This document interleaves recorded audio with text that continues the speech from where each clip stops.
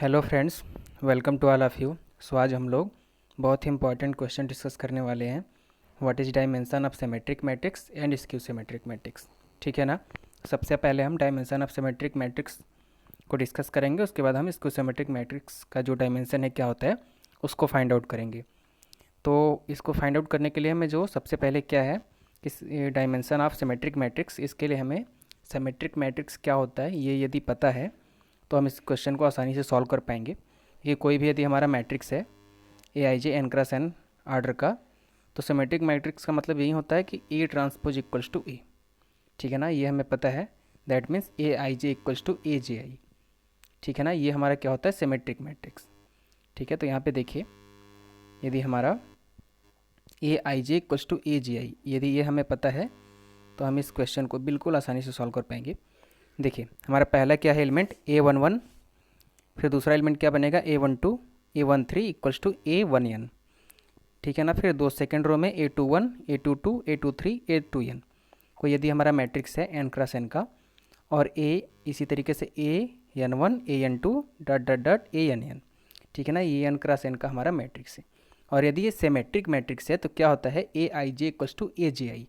मतलब क्या है कि A12 इक्वल्स टू A21 ये होना चाहिए, A13 इक्वल्स टू A31, यानी कि यहाँ पे होता है A31 तो वो होना चाहिए, और A1n इक्वल्स टू AN1।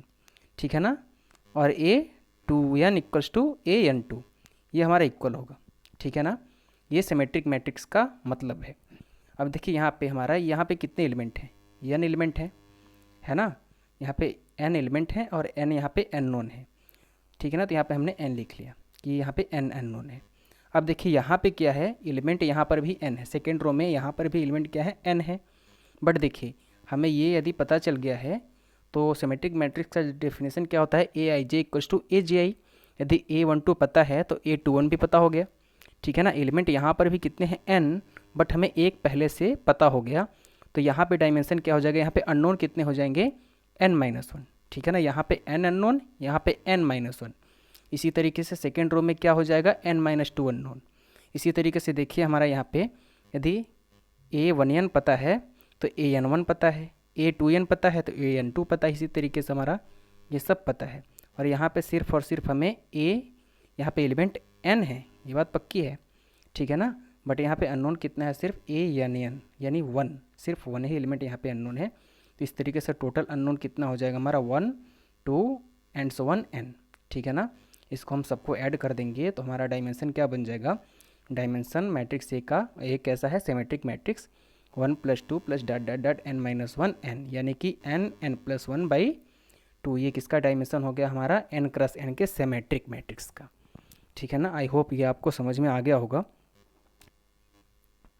अब हम चलिए dimension of skew symmetric matrix क्या होता है उसको फाइंड आउट करते हैं। उसके लिए हमें यहाँ पर भी जो डेफिनेशन होता है स्क्यू सिमेट्रिक मैट्रिक्स का वो हमें पता होना चाहिए। उसके बाद हम इस क्वेश्चन को बिल्कुल आसानी से सॉल्व कर पाएंगे। ठीक है ना, तो चलिए देखते हैं dimension of skew symmetric matrix, या आप इसको बोल सकते हैं rank of skew symmetric matrix.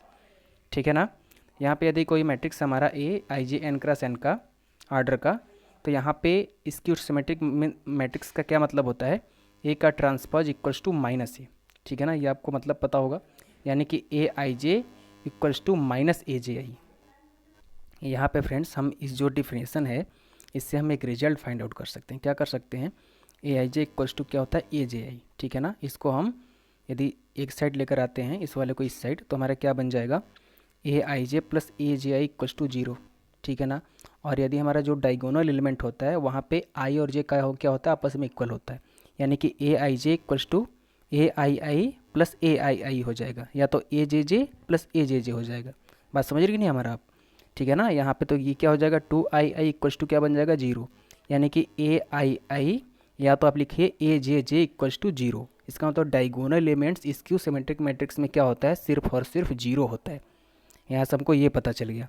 ठीक है ना, तो दो हमारा रिजल्ट हो गया कि जो हमारा डायगोनल एलिमेंट है स्क्यू सिमेट्रिक मैट्रिक्स का वो 0 होगा, और दूसरा ए का transpose equals to -a, that means A I J equals to -a j i. यही रिजल्ट से हमने इसको पता किया है। तो चलिए अब देखते हैं हमारा कैसे फाइंड करेंगे हम डायमेंशन। तो देखिए फ्रेंड्स, यहाँ पे हमारा जो हमारा स्क्यू सिमेट्रिक मैट्रिक्स है, ठीक है ना, जो डायगोनल एलिमेंट होगा वो जीरो होगा, तो यहाँ पर हमने इसको जीरो लिख लिया। और सेकेंड एलिमेंट क्या है, A12 A13 equal and so one A1n।